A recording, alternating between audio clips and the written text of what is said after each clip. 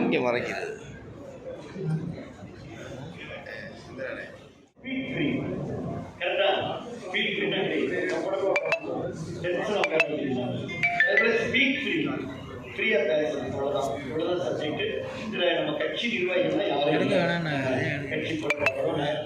பெரிய தலைவர். ஆனால் ஒரு சாதாரண கிராமத்திலிருந்து ஒரு அரசு பள்ளிக்கூடத்தில் படித்து படிப்படியாக தன்னை உழைப்பால் அப்படியே தன்னை அடையாளப்படுத்திய புரட்சித் தலைவர் எம்ஜிஆர் வழியில், புரட்சித் தலைவி அம்மா வழியில் பல களம் கண்ட நாடாளுமன்ற, சட்டமன்ற, வாரிய தலைவர், சட்டமன்ற, இப்படி பல பதவிகளை, பணிகளை, சிறப்புகளை, மேன்மைகளை, பெருமைகள்லாம் மேற்கொண்ட அண்ணன் அவர்களை என்னுடைய அத்தனை பேர் சார்பில் வரவேற்கிறோம். குறிப்பாக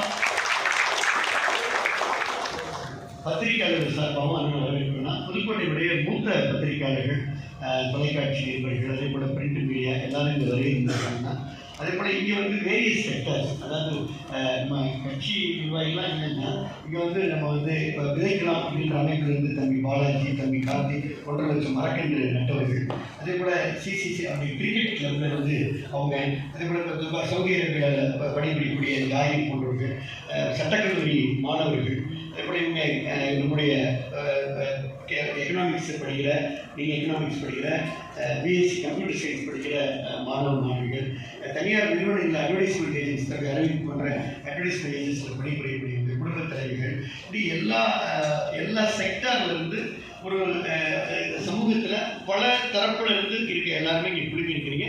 ஒரு சின்ன இது ஒரு எக்ஸாம்பிள். இது எல்லா தரப்புல இருக்கிறவங்களும் நீங்கள் இங்கே இருக்கிறீங்க, பத்திரிகையாளர் இதை பார்க்குறீங்க. வேற ஒன்று, இந்த நிகழ்வு என்பது திராவிட முன்னேற்ற கழகம் திரு ஸ்டாலின் தலைமையிலான இந்த அரசு பொறுப்பேற்க முன்னதாக எதிர்கட்சியாக இருந்த பொழுது 525 தேர்தல் வாக்குறுதிகளை அவர்கள் வெளியிட்டார்கள், அறிவித்தார்கள், அதை உறுதிப்பட சொன்னார்கள், ஆட்சிக்கு வந்தார்கள். அதை செய்யவில்லை என்பதை எடுத்துக்காட்டுகின்ற வண்ணமாக எளிய மக்களிடம், சாமானிய மக்களிடம், மாணவர்களிடத்தில், இளைஞர்களிடத்தில், உங்களிடத்தில் எடுத்து கொண்டு போகக்கூடிய அந்த விஷயத்தை தான் இப்போ உங்கள்கிட்ட நாங்கள் ஜஸ்ட் ஒரு இன்ட்ராக்ஷன் மீட்டிங் கூட நீங்கள் ரொம்ப ஃப்ரீயாக இருக்கலாம். நாங்கள் கேட்கின்ற அந்த கேள்விகளுக்கு, அதை இன்ட்ராக்ட் பண்ணுற விஷயங்களுக்கு நீங்கள் என்ன உங்கள் மனசில் தோணுதோ அதை ஃபேராக, நியாயமாக உங்கள் மனசில் தோன்ற அந்த செய்திகளை நீங்கள் சொல்லலாம் என்பதை மட்டும் இந்த நேரத்தில் நான் அன்போடு கேட்டுக்கொள்ள கடமைப்பட்டுக்கிட்டு, என்ன முக்கியமான விஷயம் அப்படின்னா, 46 சட்டமன்ற தொகுதிகளில் ஒரு மிகப்பெரிய எழுச்சி உரையை ஆக்கிவிட்டு அண்ணன் கொஞ்சம் அமைதியாக இருக்காங்க. அதாவது என்ன அப்படின்னா, எல்லா இடங்களையும் நீங்கள் பார்க்க, நேற்று இரவு அறந்தாங்கியில் 46வது தொகுதி முடிக்கிறப்ப கிட்டத்தட்ட 10:30 மணி, அப்படியே கட்டுக்கடங்காத கூட்டம். எல்லா இடங்களிலும் மாற்றத்தையும் எதிர்பார்க்கக்கூடிய மக்கள், ஏக்கத்தோடு இருக்கக்கூடிய மக்கள், கவலையோடு இருக்கக்கூடிய மக்கள், ஒரு சாதாரண ஒரு ஆதரவு கொண்டையில் முந்திரி பருப்பு விற்கக்கூடிய அந்த அவருடைய கையை கூட பாலிமர் செய்து வந்துச்சு. அவர்கள் கையை பார்த்து உங்கள் கையில் இப்படி காயங்களும் கரைகளும் இருக்கிறது என்று அந்த கையை பிடித்து பாசத்தோடு வருகை கொண்டிருக்கக்கூடிய தலைவராக எடப்பாடி அவர்கள் பயணத்தை மேற்கொண்டார். மக்களோட பல்சன் சொல்லுவோம்ல, உங்களுடைய உள்ள உணர்வுகளை தெரிந்து கொள்கின்ற, உங்களுடைய மனநிலையை அறிந்து கொள்கின்ற, ஒவ்வொரு மண்ணோட மனத்தையும் மக்களோட மனசையும் அறிந்து கொள்ளக்கூடிய தலைவராக இந்த பயணத்தை எதிர்கட்சி தலைவர் எடப்பாடியார் மேற்கொண்டிருக்கிறார். மிகப்பெரிய எழுச்சி உருவாக்கியிருக்கிறது, மிகப்பெரிய தாக்கம் உருவாக்கியிருக்கிறது. நிச்சயமாக எடப்பாடி அவர்கள் சொன்னார், நான் ஆடு மேய்க்கிறவர்கள், ஆனால் நான் காளி கோயில் பூசாரி, நீங்கள் அடுத்த முறை 26 முதலமைச்சர் ஆகிடுவீங்க அப்படின்னு அருள்வாக்கு சொல்றாரு.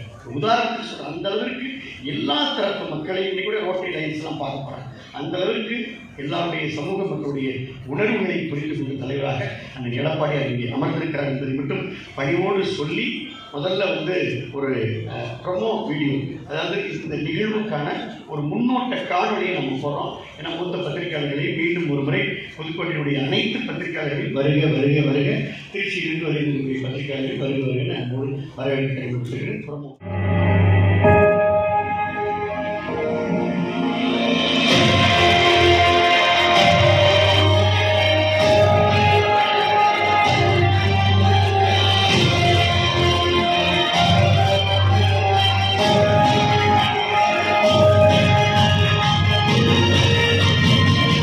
திமுகவின் உருட்டுகளும் திருட்டுகளும். இதுவரைக்கும் 4 ஆண்டுகளாக யாருக்கும் எந்த வழியும் கிடைக்கவில்லை. அதே போல அது தேர்தலுக்கு முன்னாலே ஒரு தவறான பொய் பிரச்சாரத்தை மேற்கொண்டு ஆட்சிக்கு வந்த யுக்தி இன்றைக்கு மக்கள் வேதனையோடு இருக்கிறாங்க. இப்ப நாங்க உண்மை நிலையை அறிவதற்கு இங்க ஒரு பாக்ஸ் வச்சிருக்கோம். இந்த பாக்ஸ் என்பது உண்மைக்காக உரிமைக்காக. இந்த பாக்ஸ்லையும் இது போல கார்டு இருக்கு. ஸோ நீங்க யாரு வேணாலும் இந்த கார்டை, உதாரணத்துக்கு பாப்பா இதில் ஒரே ஒரு கார்டு எடுத்துக்கலாம். கார்டு ஒரு கார்டு கையிலையும் வச்சிருக்காங்கன்னா இப்போதான் டெஸ்ட் கொடுக்குறோம். பாக்ஸ் உதாரணத்துக்கு அந்த சீட்டில் போய் நீங்கள் உட்காந்துட்டு அந்த கார்டை நீங்கள் எல்லாருமே ஸ்க்ராட்ச் பண்ணணும். நீங்கள் ஸ்க்ராட்ச் பண்ணுங்க, என்ன வந்திருக்குன்னு சொல்லுங்க.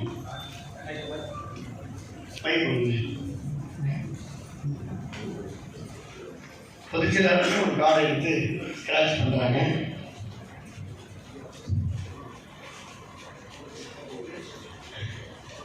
பொதுச்செயலாளருடைய அந்த கார்டு சேவைகள் உரிமை சட்டம் என்பது வந்திருக்கு. அது வந்திருக்காங்க தெளிவாக சொல்லுவாங்க அவங்களுடைய உரையில். நம்ம உங்களுக்கு என்ன வந்திருக்குமா? நீங்கள் பாக்ஸில் எடுத்தீங்க, என்ன வந்திருக்கு மைக்கில் சொல்லுங்க. உரிமைகள் 187 இளைஞர்களுக்கு 5 லட்சம் அரசு வேலைகள். இளைஞர்களுக்கு 5 லட்சம் அரசு வேலைகள். 5 லட்சம் பேருக்கு அரசு வேலைகள் வந்திருக்கா? இந்த அரசால் கொடுக்கப்பட்டிருக்கீங்களா?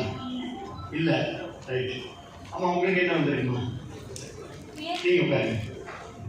உயர்நிலை பள்ளி மற்றும் கல்லூரி மாணவர்களுக்கு 4G by 5G இணைப்பு மற்றும் 10 GB டேட்டாவுடன் கூடிய டேப்லெட். ஸ்கிராட்ச் பண்ணீங்க.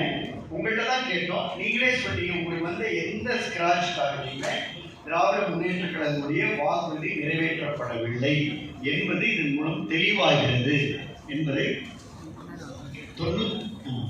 திராவிட முன்னேற்ற கழகத்துடைய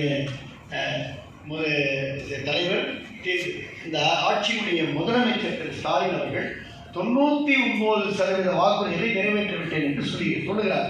இப்ப நீங்க ஸ்கிராட்ச் கார்டில் நிறைவேற்றிருக்கிறாங்களா? நீங்க தான் சொல்லணும். நிறைவேற்றிருக்கிறாங்களா?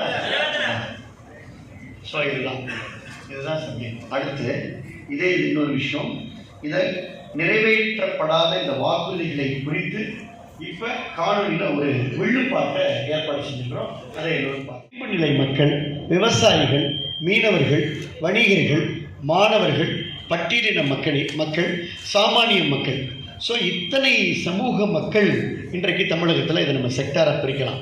இந்த மக்களுக்கான ஒவ்வொரு வாக்குறுதியையும் இப்போ இளைஞர்களுக்குன்னா ஒரு வாக்குறுதி, மாணவர்களுக்குன்னா ஒரு வாக்குறுதி நிறைவேற்றி தந்திருக்கிறோம் அப்படின்னு இந்த அரசு சொல்லுது. அதை 99% நிறைவேற்றப்பட்டிருக்கிறது என்று சொல்லுகின்ற இந்த திராவிட முன்னேற்ற கழகத்துடைய அரசு, முதலமைச்சர் ஸ்டாலின், நீங்களே வாங்க இந்த சக்கரத்தை இப்படியே நான் சுற்றி அது ஏதாவது ஒரு இடத்துல நிற்கிறப்ப அந்த சமூக மக்களுக்கான அந்த வாக்கு எனக்கு கரெக்டாக மேட்ச் ஆயிடுச்சுங்க. எனக்கு மாணவர்கள்னு வந்திருக்குன்னா நீட் தேர்வு, ஆமாம் மாணவர்கள் நிற்கிது, நீட் தேர்வு ரத்து செய்யப்படும் என்று வந்திருக்கிறது. நீட் தேர்வு ரத்து செய்யப்பட்டிருக்கிறதா என்பதை பொதுச் செயலாளர் 46 கூட்டத்திலையும் கேட்டுக்கிறாங்க. ரத்து செய்யப்பட்டிருக்கிறதா? கோரஸா சொல்லலாம். ரத்து செய்யப்பட்டிருக்கிறதா? அப்ப திராவிட முன்னேற்ற கழகத்துடைய முதல் வாக்குறுதி எது? முதல் கையெழுத்துல ஒழிப்போன்னு சொன்னது எதை? இப்போ ஒழிச்சிட்டாங்களா? இவ்வளவுதான். மகிழ்ச்சியா இன்னொருத்தர் சக்கரத்தை சுத்துன்னு பார்ப்போம். வாங்கம்மா. நிறைவேற்றப்பட்டிருக்கா? நீங்கள் ஒரு பத்திரிகையாளராக நீங்கள் என்ன சொல்லணும்னா, அரசு ஊழியர்களுக்கு பழைய ஒதுக்கீட்டை மீண்டும் அமல்படுத்தப்படும் என்று வாக்குறுதி கொடுத்தாங்களா? ரைட், நன்றி.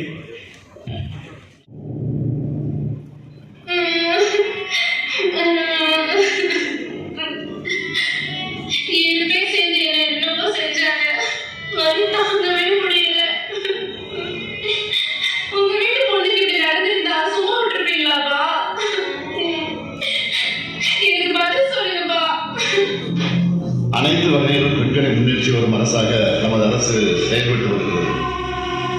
கடந்த 4 வருஷமா இங்க எந்த பொண்ணுக்குமே பாதுகாப்பு இல்லைங்கிறது தான் இந்த அரசோட அவலம். பள்ளி மாணவி, கல்லூரி மாணவி, வேலைக்கு போற பெண்கள்னு வீட்டுல தனியா இருக்கிற வயசான பாட்டிங்க வரைக்கும் இப்படி எல்லா வயசு பொண்ணுகளுக்குமே இங்க பாதுகாப்பு இல்லை. இந்த பெண் குழந்தைகளுக்கு பாலியல் தொல்லை, வேலை பார்க்கற தொல்லை, எங்க பார்த்தாலும் பெண்களுக்கு குழந்தைகளுக்கு பூரா பாலியல் தொல்லை நிறைய நடக்குது. இதுல ஹைலைட் என்னன்னா, ஆளும் திமுக காரங்களே இந்த பாலியல் வன்கொடுமைகள்ல ஈடுபட்டதுதான். யார் அந்த சார்? நாட்டுக்கே பெருமை சேர்த்த கிண்டியில இருக்கிற அண்ணா பல்கலைக்கழகத்துக்கு கரும்புள்ளி குத்தி இருக்கு இந்த திமுக அரசு. அண்ணா பல்கலைக்கழகத்துல படிச்சவங்க எல்லாம் பெரிய பெரிய பதவிகள்ல இருக்காங்க, விஞ்ஞானிகளா இருக்காங்க. ஆனா இன்னைக்கு அண்ணா பல்கலைக்கழகத்தை பத்தி நினைச்சாலே இந்த பாலியல் வன்கொடுமை வழக்கு தான் நினைவுக்கு வருது. திமுக அனுதாபி ஞானசேகரனால அண்ணா பல்கலைக்கழக வளாகத்திலேயே ஒரு மாணவி கொடூரமா பாலியல் வன்கொடுமைக்கு ஆளாக்கப்பட்டிருக்காங்க. ஆபாச வீடியோ எடுத்து மிரட்டப்பட்டிருக்காங்க. 2021 வருஷம் 4465 இந்த போக்சோ வழக்குகள் திமுக ஆட்சியில 6975 அதிகரிச்சிருக்கு. கிருஷ்ணகிரியில 13 வயசு ஸ்கூல் பிள்ளை, அந்த பாப்பா படிக்கிற ஸ்கூல் சாருங்க 3 பேரு அந்த குழந்தைய ஹராஸ் பண்ணியிருக்காங்க. அதை விட கொடுமை, அண்ணா நகர்ல 10 வயசு சின்ன பாப்பாவை கெடுத்திருக்கானுங்க. நாடு கெட்டு போய் கிடக்குடி. பயம் பயம் பயம். தங்களோட மானத்தை காப்பாத்தணுங்கிற பயத்துல தமிழ்நாட்டு பெண்கள் சிக்கி தவிக்கிறாங்க. அவன் டிஎம்கேல இருக்கிறதாலதான் எங்களால எங்கேயுமே போய் மனு கொடுக்கவே முடியல. அப்ப நாங்க சூசைட் பண்ணி சாகணுமா? ராணிப்பேட்டையில திமுக இளைஞரணி உறுப்பினர் ஒருத்தர் கல்லூரி மாணவியை ஏமாத்தி கட்சியோட மற்ற சார்களுக்கு படுக்கை அறையில விருந்து படைக்க முயற்சி செஞ்சாரே, இதெல்லாம் என்ன கொடுமை! இதுதான் இப்படின்னா தமிழ்நாட்டுல 21.2% குடும்ப வன்முறைகள் அதிகரிச்சிருக்கு. சொல்லுங்கப்பா, இதுதான் பெண்களுக்கு ஆதரவான உங்க அரசா? தேர்தல் வாக்குறுதியில பெண்கள் மீதான குற்றங்களற்ற மாநிலத்தை உருவாக்குவோன்னு நீங்க சொன்னீங்களே, எல்லாமே அதுக்கு தலைகீழா நடக்குது. ஒரு 10 அந்த 525 அறிவிப்புகள் 10 அறிவிப்புகள் நாம் கொடுத்திருக்கின்றோம். அதில் எந்த அறிவிப்பு நிறைவேற்றப்பட்டது,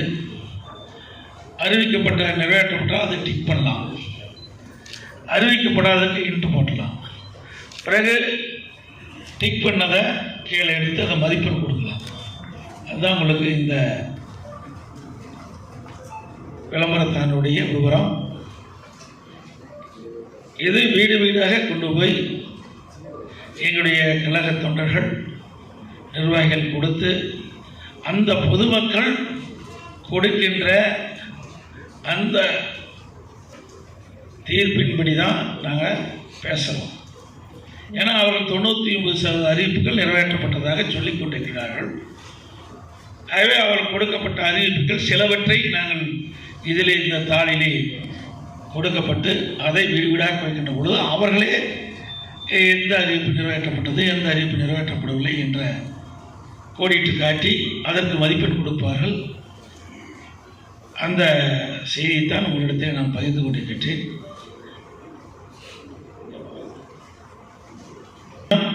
இதை நாங்கள் வெளியிட்டிருக்கிறோம். இது உண்மை நிலையை மக்கள் புரிந்து கொள்ள வேண்டும். உண்மையாக இந்த அரசு எத்தனை வாக்குறுதிகள் நிறைவேற்றப்பட்டிருக்கிறார் என்ற செய்தி மக்கள் மூலமாக தெரிந்து கொள்வதற்கு தான் இந்த தாளை நாங்கள் வழங்குகிறோம். டக்குனு முதல்ல 10க்கு எத்தனை மார்க் போட்டிருக்கிறீங்கன்னு எந்திரிச்சு சொல்லலாம். அந்த ஒன்று நீங்கள் பாருங்கள். ஒன்று வந்து நீட் தேர்வு விளக்கு மார்க் போட்டவங்க எந்திரிச்சு சொல்லலாம். மை கொடுங்க. டக்குனு மார்க் போட்டாங்க. டக்குனு 10க்கு நீங்கள் எத்தனை மார்க் போட்டிருக்கீங்க?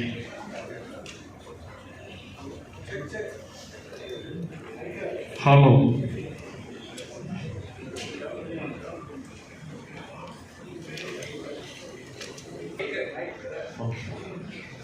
டக்குனு சொல்லுங்க தம்பி.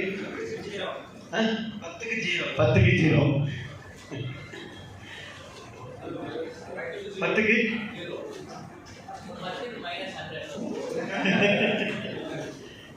வேற மணியே 10க்கு 0. ஏன்னா இன்னும் நிறைய இருக்குது. அதனால் அவர் படித்து பார்த்துருப்பான்னு நினைக்கிறேன். 525 அறிவிப்பு முதல்ல படித்து பார்த்த காரணத்தினால இந்த மைனஸ் கொடுத்துருப்பார் என்று நான் கருதுகிறேன். ஆக இந்த ஆட்சியில் ஒரு தவறான பொய்யான பிரச்சாரத்தை வெளிப்படுத்திக் கொண்டிருப்பது இப்போ உண்மை வெளியாகிவிட்டது. அனைத்து இந்திய அண்ணா திராவிட முன்னேற்ற கழகத்தை பொறுத்த வரைக்கும் இந்த அரசாங்கம் இன்றைக்கு இருக்கின்ற முதலமைச்சர் 2021 சட்டமன்ற பொதுத் தேர்தலில் கொடுக்கப்பட்ட வாக்குறுதி நிறைவேற்றப்படவில்லை என்பது இதன் மூலம் தெளிவுபடுத்தப்படுகிறது. இந்த நிகழ்வு இதோடு நிறைவு பெறுகிறது. நாட்டுடைய வரவேற்பு ஆரவாரம் அவருடைய முகத்தில் பார்க்கின்ற மகிழ்ச்சி 2026 சட்டமன்ற பொதுத் தேர்தலில் அனைத்து இந்திய அண்ணா திராவிட முன்னேற்றக் கழக தலைமையில் அமைக்கப்பட்ட மிகப்பெரிய வெற்றி பெறும் என்று நம்பிக்கை ஏற்படுகிறது. நாளைக்கு பிரதமர் மோடி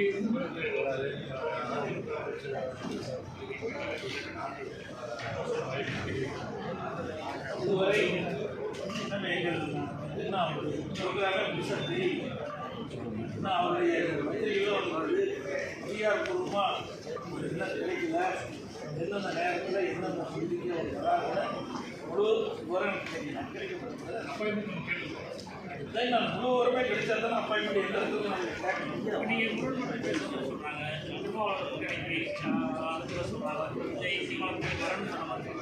இது நான் இங்கே கூப்பிட்டேன்னு சொன்னேன். நான் எவ்வளவு வெளிப்படுத்திருக்கேன் எந்த குடும்பம் 46 சட்டமன்ற எந்த பத்திரிகையும் இந்தியாவில் அறிவிக்கிறார். அவர்கள் தங்களை அடையாளப்படுத்துவதற்கு சட்டுன முகத்தில் விழும் மழை துளி போல் எதிர்பாராத தருணத்தில் தழுவிக்கொள்ளும் தென்றலை போல் நம்மூர் நமக்கான தவ வாழ்வை கரும்பும் நெல்லும் வாழையும் மஞ்சளும் வஞ்சகமில்லா விளைந்து வளம்பொழிக்கும் வளமான ஒரு அழகிய விவசாய கிராமத்தில் பிறந்து பெரும் தலைவர், பேரறிஞர், புரட்சி தலைவர் போன்ற எளிமையான தலைவர்களின் வரிசையில் எளிமையான வாழ்க்கையை தொடங்கிய எங்கள் வலிமை ஒவ்வொரு சாமானியனின் பிரதிநிதி எடப்பாடியார் எனும் எளிய ஆளுமை. ரொம்ப கஷ்டப்பட்டு தான் அவர் இந்த இடத்துக்கு வந்தாங்க. கிளை செயலாளர் இருந்ததுன்னா எடப்பாடி இடத்துக்கு செயலாளராக மாறினாங்க. சேவல் சின்னத்தில் 1989 இருந்துங்க. சேவல் சின்னத்தில் எம்எல்ஏ ஜெயிச்சு அப்படிங்க. ஏழை எளிய மக்கள்கிட்ட நல்லா கேஷெல்லாம் பேச அப்படின்னா ஒரு உதவின்னு கேட்டால் ஓடி செய்வோம் அப்படிங்க. மாதத்தில் ஒரு ட்ரிப் வரும் அப்படின்னா முக்கியமான திருவிழா காலங்கள், விசேஷ காலங்கள், இந்த பழனி ஆண்டவர் கோயிலுக்கு பார்த்தீங்கன்னா தைப்பூசம் நடக்குங்க, நல்லா விமர்சனம் நடக்குங்க. அப்போ அது மாதிரியான ஒரு சாதாரண அரசு பள்ளியில் படித்ததுனால தான் முதலமைச்சராக இருக்கின்ற பொழுது இந்த கடைசியில் இந்த செங்கல் சூளையில் பணியாற்றக்கூடிய ஒரு ஹேண்டிகேப்டு லேடி, மாற்றுத்திறனாளி, அவருடைய பையன் 7.5 மருத்துவக் கல்லூரி. அது ஒரிஜினல் வீடியோ. இது நான் அந்த வீடியோவை நானே டிவியில் தான் பார்த்தேன். ஸோ அதெல்லாம் வச்சு தான் ஒரு சாமானியமாக தன்னுடைய பயணத்தை தொடங்கிய. இப்போ பாருங்கள், உங்கள் முன்னாடி ரொம்ப எளிமையாக அண்ணனுடைய எங்களுக்கெல்லாம் பிடிச்சதே காரணம் நாங்கள் தலைமை ஏற்றிருக்கிறோம் அவங்களுடைய எளிமை தான், ஒரு சிம்பிளிசிட்டி தான். ஈஸியாக முதலமைச்சராக இருந்தப்போ கூட காலையில் இப்போ ஹைட்ரோ கார்பன் விஷயம் இங்கே புதுக்கோட்டையில் போராட்டம் பண்ணிகிட்டு இருக்காங்க அப்படின்னா நான் இரவு 12:30 மணிக்கு அப்படின்னா ஃபோன் பண்ணால் உடனே அந்த ஃபோனை பிஏ உடனே அண்ணன்ட்ட கொடுத்துருவாங்க. உடனே காலையில் வர சொல்லுங்கள் தம்பி, அதுதான் உடனே அதுக்கு தீர்வு. அதுதான் நம்முடைய மரியாதைக்குரிய அண்ணன் எடப்பாடி அவர்கள். அதனால தான் எனக்கு இவ்வளோ பெரிய இருந்துச்சுன்னா நம்ம இங்கே எல்லாருமே பொதுப்படியாக எந்த கட்சியும் சாராத அனைத்து சங்கங்கள் வந்திருக்காங்க. அவங்க வருங்க. அதுக்கு முன்னாடி முதல்ல அண்ணனை சார்பாக இந்த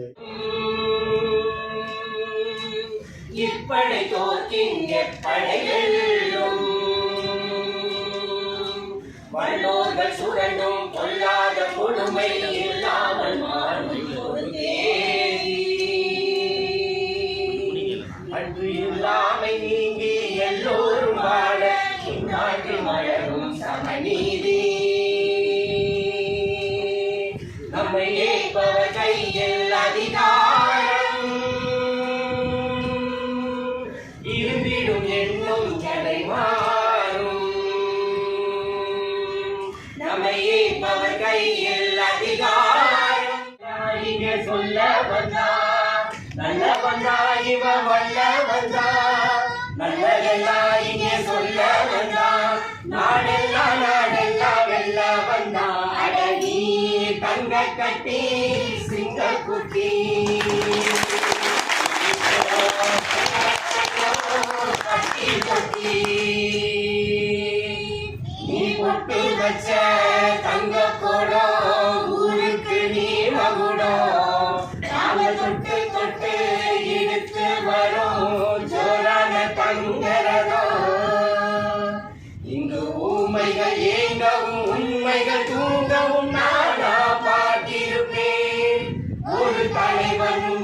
அவர் கொள்கை உண்டு, அதை எப்போதும் காத்திருப்போம். எதிர்காலம் வரும், என் கடமை வரும், இந்த கூட்டத்தின் ஆட்டத்தை ஒழிப்பே. பொது நீதியிலே வரும் வரும் நல்லோர் முகத்திலே விழிப்பேன். நான் ஆணையிட்டால் அது நடந்து விட்டால் இங்க ஏழைகள் வேதனை படமாட்டார். உயிர் உள்ளவரை ஒரு துன்பமில்லை, அவர் கண்ணீர் கடலிலே விடமாட்டார். அவர் கண்ணீர் கடலிலே விடமாட்டார்.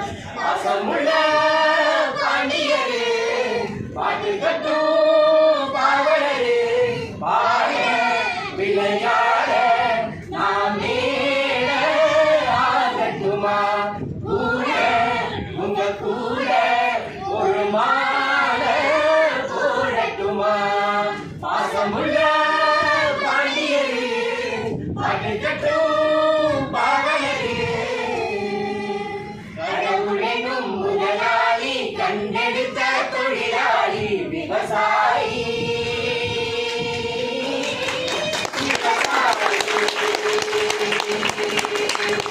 கடவுளெனும் முதலாளி கண்டெடுத்த தொழிலாளி விவசாயி. விவசாயி சாமி உன்னையந்த செஞ்சிருக்கு புதுக்கோட்டை பூமி. கோயில் கூட கண்டதில்லை இப்படி சாமி, உன்னையந்த செஞ்சிருக்கு புதுக்கோட்டை பூமி. வானம் தேஞ்சு போச்சு, பூமி காஞ்சு போச்சு, ஏழை எங்களை ஏமாத்தி.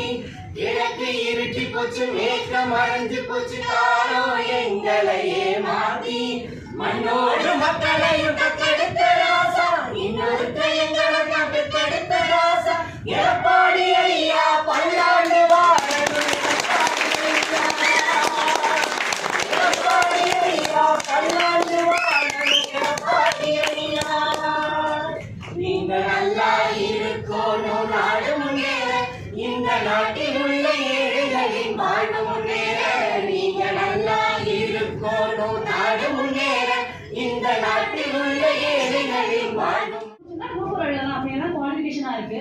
நாங்க அதையும் தாண்டி படிக்கிறோம். டிகிரி கிரேடே நாங்க படிச்சுட்டு இருக்கோம், படிக்கிறோம். அது கல்யாணம் பண்ணா ரொம்ப கஷ்டம். எல்லா வீட்டையும் பார்த்துட்டு கல்யாணம் பசங்க அதோட கஷ்டம். அவங்களோட கமிட்மெண்ட்லாம் விட்டுட்டு வந்துட்டு இங்க படிச்சுட்டு இருக்காங்க. அப்படிங்கையில இப்ப பாத்தீங்கன்னா கொஸ்டின் பேப்பரை பாத்தீங்கன்னா அது எங்கே இருந்து வந்துச்சு நாங்க இன்னும் தேடிக்கிட்டு இருக்கோம். அந்த கொஸ்டின் எல்லாம் எங்கே இருக்குன்றத நாங்க இன்னும் தேடிட்டு தான் இருக்கோம். இப்ப எங்களுக்கு வந்து இப்ப நாங்க ஏரியெல்லாம் பார்த்தோம். அதுல அடுத்து வந்து அது நாங்க வந்து உங்களை பத்தி பெருமையா பேசணும். அதுக்கு எங்களுக்கு ஒரு தீர்வு வேணும். கண்டிப்பா எங்களுக்கு ஒரு தீர்வு வேணும். எஸ்ஐ எக்ஸாம் பாஸ் பண்ணிட்டு உட்காந்துருக்காங்க. ஆனா இன்னும் போஸ்டிங் வரல. அது உங்கள்கிட்ட ஒரு 2 வார்த்தை பேசணும்னு ஆசைப்படுறாங்க. ஐயா வணக்கம் ஐயா. எஸ்ஐ எக்ஸாம் நான் போன வருஷமே பாஸ் ஆகிருந்தேன். 1 வருஷம் ஆச்சு, எனக்கு இன்னும் வேற. கஜா புயல் டெல்டா மாவட்டத்தை புரட்டி போட்டது. முழு மாவட்டத்திலையும் பயங்கர சேதம். அதுக்கடுத்து கொரோனா. 1 வருஷம் கவர்மெண்ட்டே நல்லா இல்லை. இப்படிப்பட்ட சூழ்நிலை கூட மக்களுக்கு தேவையான அனைத்து வசதிகளும் நான் செய்து கொடுத்தேன். எங்களால் முடிந்த அளவுக்கு செஞ்சு கொடுத்தேன். இவ்வளவு சோதனையான நேரத்திலையும் அதிகமான கல்லூரியை நாங்கள் கொடுத்தோம். ஒரே ஆண்டில் 11 மருத்துவக் கல்லூரி, மருத்துவமனை, 6 சட்டக்கல்லூரிகள், பல் மருத்துவக் கல்லூரி, பாலிடெக்னிக் கல்லூரி, இன்ஜினியரிங் கல்லூரி, கால்நடை மருத்துவக் கல்லூரி ஆராய்ச்சி, இப்படி பல கல்லூரிகளை திறந்து இளைஞர்கள் சாதாரண குடும்பத்தில் இருந்த ஏழை எளிய குடும்பத்தில் இருந்த மாணவர்கள் கூட குறைந்த கட்டணத்தில் உயர்கல்வி படிக்கக்கூடிய சூழ்நிலை உருவாக்கி தந்தோம். கிராமத்திலிருந்து நகரம் வரை அதிகமான பள்ளி, ஆரம்ப பள்ளி, நடுநிலைப் பள்ளி, உயர்நிலைப் பள்ளி, இப்படி அதிகமான பள்ளிகளை திறந்து கற்பவர்களுடைய எண்ணிக்கை நாட்டிலேயே அதிகமாக இருந்தது தமிழ்நாடு தான். அதையும் நாங்கள் சார்ந்தோம். இவ்வளோ பிரச்சனைக்கு இடையிலே ஒரு ஆண்டு அரசாங்கத்துக்கு வருமானமே கிடையாது. உங்களுக்கெல்லாம் தெரியும். எல்லாமே வியாபாரியாக இருக்கிறீங்க, பல்வேறு தொழில் பிடிச்சிட்டு இருக்கிறீங்க. 1 வருஷம் எதுவுமே இல்லை, அரசாங்கத்துக்கு வருமானமே கிடையாது. கொரோனா காலத்தில் 40,000 கூடுதல் செலவு. இதெல்லாம் நாங்கள் தாக்கு பிடிச்ச ஒரு நல்ல அரசாங்கத்தை எங்களால் முடிந்த அளவுக்கு மக்களுக்கு கொடுத்தோம். இப்போ நீங்கள் பல கோரிக்கைகளை இங்கே வைத்திருக்கின்றீர்கள். நீங்கள் கட்டுமான தொழில் சேர்ந்தவர்கள் தன்னுடைய கருத்துக்களை சொல்லியிருக்கின்றீர்கள். வியாபாரிகள் தன்னுடைய கருத்துக்களை சொல்லியிருக்கிறீர்கள். இந்த ரோட்டரி சங்கம் பொதுவான ஒரு சங்கம். அவர்கள் நம் மக்களுக்கு என்ன செய்ய வேண்டும் என்ற கருத்துக்களையும் பதிவு வைத்திருக்கின்றீர்கள். இங்கே ஒரு சகோதரி இங்கே தெரிவித்தார்கள், நாங்கள் டிஎன்பிசி பரிசு எழுதணும் அப்படின்னா அதையெல்லாம் நான் விளக்கமாக நான் வந்து என் ட்விட்டர்லேயே போட்டிருப்பேன். எங்களுக்கு தெரியும் இன்றைக்கு இந்த மறு தேர்வு நடத்த வேண்டும் என்று நான் அரசுடைய கவனத்திற்கு கொண்டு சென்றேன். நான் கேட்டது ஒன்று, அவருடைய பதிவு வேறாக இருந்தது. கிட்டத்தட்ட ஒரு 13 லட்சம் பேர் டிஎன்பிசி பரிசு எழுதி அதில் சில கேள்விகள் அவுட் ஆஃப் சிலபஸில் வந்து கேட்டதாக என்னுடைய கவனத்திற்கு வந்தது. அது மட்டும் இல்லாமல் அந்த விடைத்தாள் கொண்டு போகின்ற பொழுது பல்வேறு குளறுபடி நடந்ததாக தகவல்கள், அதையெல்லாம் நான் வந்து அறிக்கையின் வாயிலாக கூட்டத்தின் வாயிலாக என்னுடைய ட்விட்டரில் நல்லா தெளிவாக தெரிவிச்சுக்கிறேன். இருந்தாலும் இந்த அரசாங்கம் இந்த உரிய நடவடிக்கை எடுக்கவில்லை. இன்றைக்கு இந்த அரசாங்கம் வருவதற்கு முன்பு பல்வேறு வாக்குறுதிகள் தந்தார்.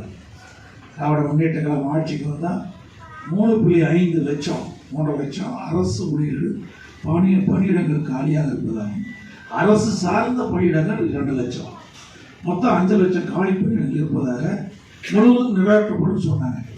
கடந்த சட்டமன்ற கூட்டத்தில் 50,000 தான் இதுவரைக்கும் காலி பணியிடங்கள் நிரப்பப்பட்டதாக அறிவிப்பு.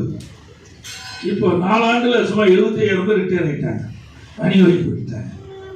3 மாதத்துக்கு முன்னாடி பார்த்தீங்கன்னா ஒரே மாதத்தில் 20,000 பேர் பணி ஓய்வு பெற்றுட்டாங்க.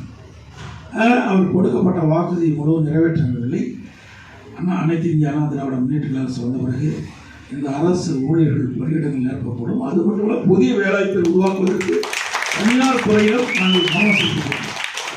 இன்றைக்கு அம்மா இருக்கும்போது தொழில் முதலீட்டாளர் மாநாட்டை நடத்தினாங்க. 98 புரிந்துணர்வு ஒப்பந்தம் போட்டிருக்கோம். நான் முதலமைச்சர் இருக்கும்போது சுமார் 3,05,000 ரூபாய் தொழில் முதலீட்டு ஈர்க்கப்பட்டு 304 புரிந்துணர்வு ஒப்பந்தம் போட்டோம். அதெல்லாம் இப்போ ப்ராசஸ் இருக்குது. இந்த ஆட்சி வந்த பிறகு அவர்களும் தொழில் முதலீட்டாளர் மாநாட்டை நடத்தினாங்க. ஆனால் என்ன செஞ்சாங்க இது வரைக்கும் வெளியில் வரவே இல்லை. நாங்களும் பல முறை சட்டமன்றத்தில் சொன்னேன், இது வெள்ளை அறிக்கை கொடுங்க, என்னென்ன தொழில் வருகிறது, எந்த நிலையில் இருக்கிறது, எவ்வளோ பேருக்கு வேலைவாய்ப்பு கிடைக்கும் என்றெல்லாம் கேட்டால் அதுக்கு உரிய பதில்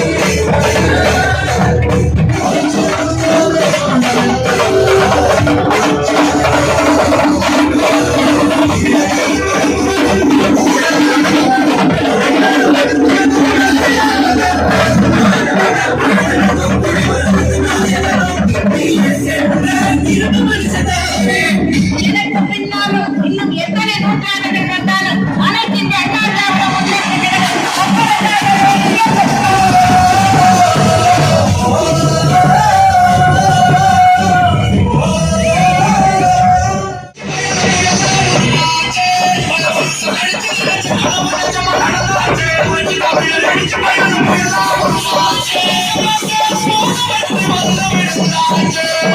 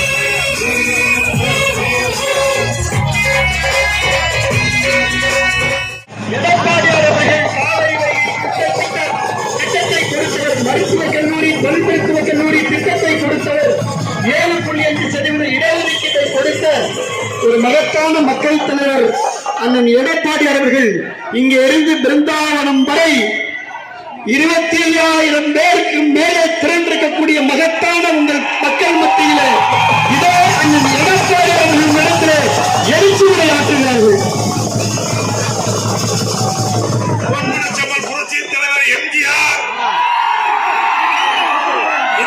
புரட்சி தலைவி அம்மா இருவரும் தலைவர்களை வணங்கி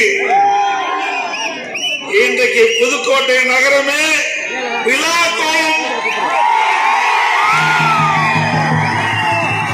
எழுச்சிமிகு ஆரவாரம். புதுக்கோட்டை மாநகரம் குலுங்கிவிட்டது மக்கள் வெள்ளத்தில். இன்றைய தினம் அனைத்து இந்திய அண்ணா திராவிட முன்னேற்ற கழகம் மக்கள் எந்த அளவுக்கு இந்த புதுக்கோட்டை மாநகரத்திலே வரவேற்கிறார் என்று எதிரிகள் தொலைக்காட்சி மூலமாக கண்டு கழிக்கலாம். இந்த சிறப்பான எழுச்சிமிகு பயண நிகழ்ச்சியிலே தலைமுறையாற்றிய இந்த மண்ணின் மாவட்டத்தைச் சேர்ந்த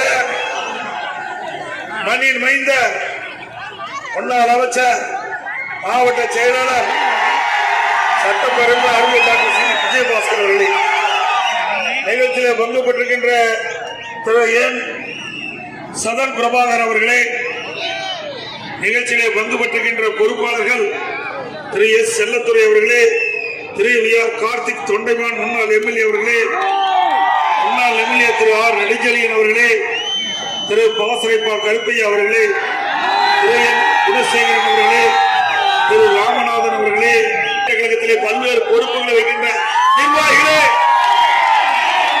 எனது கழக உடன்பிறப்புகளே, மகளிரைச் சேர்ந்த சகோதரிகளே, விவசாயிகளே, விவசாய தொழிலாளிகளே, வியாபாரிகளே, தாய்மன்ற பொதுத் தேர்தல் அனைத்து இந்திய அண்ணா திராவிட முன்னேற்ற கழக கூட்டணி ஆட்சி அமைக்கின்ற தேர்தலாக இருக்கும். இன்றைய தினம் இந்த புதுக்கோட்டையில் நடைபெறுகின்ற இந்த எழுச்சி பயணமே தமிழ்நாடு முழுவதும் அதிர்வலை ஏற்படுத்தியிருக்கின்றது.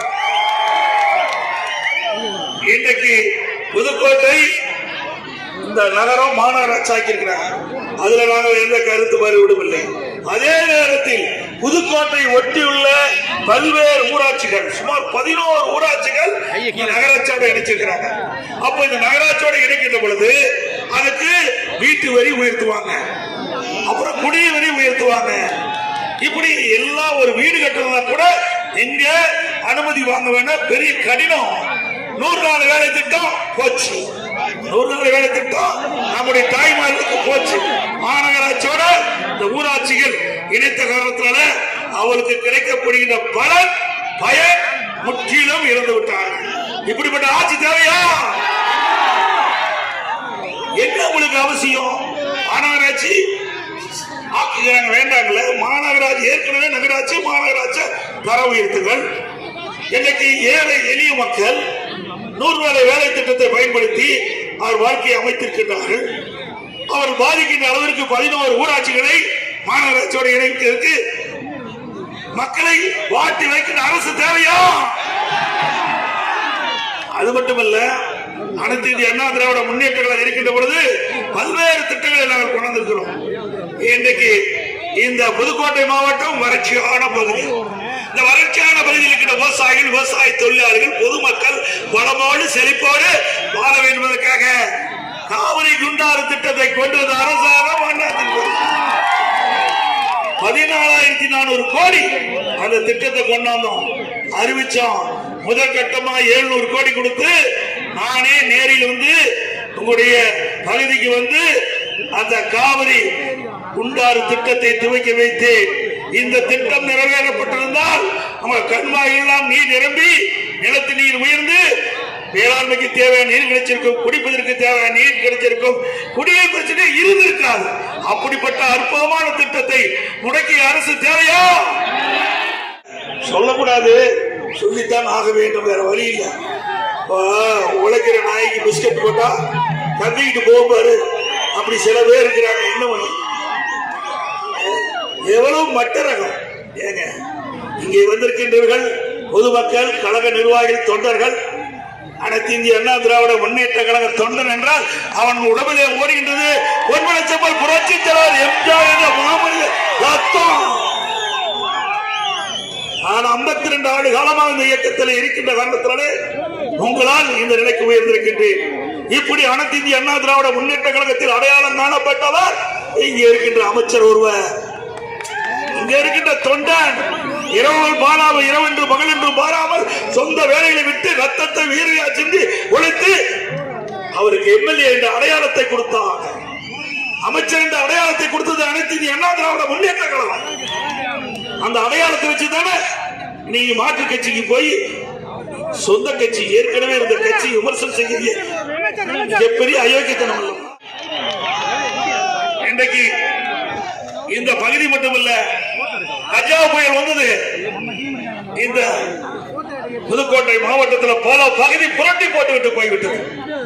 கஜா புயல் எந்த வேகத்தில் அடித்ததோ அதே வேகத்தில் நிவாரண பணிகளை மேற்கொண்டு புயலுடைய அடிச்சோடு இல்லாம நாங்க நிவாரணத்தை மேற்கொள்ள 21 பாலிடெக்னிக் கல்லூரி, 7 சட்ட கல்லூரி, அதோட இன்றைக்கு ஒரு வருட காலமா இன்னைக்கு யாருக்கும் வேலை இல்ல. அப்ப கூட விலைவாசி ஏறல, கஜா புயல் விலைவாசி ஏறல, வறட்சி விலைவாசி ஏறல, விலை கட்டுப்பாட்டுக்குள்ள வச்சிருந்தோம். அதே போல கொரோனா காலம் 12 மாதம் எல்லா குடும்பத்தையும் விலையில சர்க்கரை, அரிசி, பருப்பு கொடுத்த ஒரே அரசாங்கம் இந்தியாவில் அதிமுக அரசாங்கம். அந்த காலகட்டத்தில் பள்ளியில் படிக்கிற மாணவர்கள், கல்லூரியில் படிக்கின்ற மாணவர்கள் ஓராண்டு தங்களுடைய கல்வி வீணாக்கப்பட்டு விட்டது. மன உளைச்சல் இருந்தாங்க, மன வேலையில் இருந்தாங்க. அதுக்கு ஏதாவது அரசு பரிகாரம் செய்ய வேண்டும் என்று கோரிக்கை வைத்தாங்க. அவருடைய கோரிக்கையை ஏற்று ஆல் பாஸ் போட்டோம். All pass. புதுக்கோட்டை நகரம் இன்றைக்கு ஏதாவது புதுசா வீடு கட்ட வேணும்னா, கடை கட்ட வேணும்னா அந்த கட்டணம் 100% உயர்த்திட்டார்கள். ஜல்லிக்கட்டுக்கு பிரபலமான மாவட்டம் புதுக்கோட்டை மாவட்டம், ஜல்லிக்கட்டுக்கு பிரபலமான மாவட்டம். இந்த மாவட்டத்தில் தான் அதிகமா ஜல்லிக்கட்டு நடக்குது. இன்னைக்கு காலையில கூட அருமை சகோதரர் திரு விஜயபாசன் ஒரு பக்கம் அழைச்சிட்டு போய் அற்புதமா காலையெல்லாம் காட்டினார். இடத்துல கோரிக்கை வச்சாங்க, ஜல்லிக்கட்டு வீரர்கள், ஜல்லிக்கட்டு நடத்துகின்ற அந்த காலை வளர்த்துகின்ற உரிமையாளர்கள் கோரிக்கை வச்சாங்க. எங்களுக்கு பல இடர்பாடுகள் இருக்குன்னு சொன்னாங்க. பாரம்பரியமாக இருக்கின்ற ஜல்லிக்கட்டு அந்த விளையாட்டு அற்புதமா மீண்டும் பிரகாசமாக தமிழகத்தில் விளங்குவதற்கு அதிமுக ஆட்சி பல வகையில் உங்களுக்கு உதவி புரியும் என்ற செய்தி இந்த நேரத்தில் தெரிவித்து, அதே போல இன்றைக்கு புதுக்கோட்டை நகரத்தில்